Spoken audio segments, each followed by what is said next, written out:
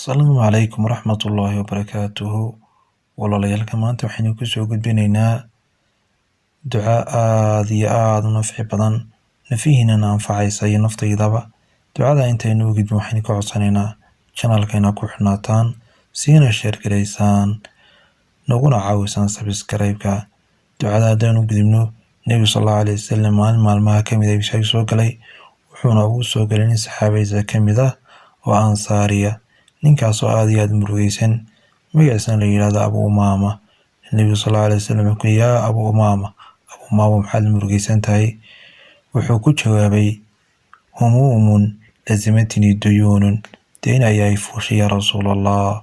Rasuulku wuxuu ku yidhi, afalaa ucallimuka kalaaman, haddaan hadal ku baro, murugadana kaa kaxaynaya, xusnigana aad ku ilaaweysii, dayntana kaa gudaya, ka waran ibar ayuu ku yidhi. Ducadan ayuu sheegay Nebigu sallallahu alayhi wasallam, Allahumma inni acuudu bika min alhammi walxusni, wacuudu bika min alcajzi walkasali, wacuudu bika min aljubni walbukhli, wacuudu bika min qalabati addayn wa qahri rijaal. Ducada ayuu Nebigu yidhi fi lmasaa fi sabax akhri, aad iyo aadka u nafciga badan. Culimaduna waxay sheegeen ducadaas inay wiqaa'i tahay.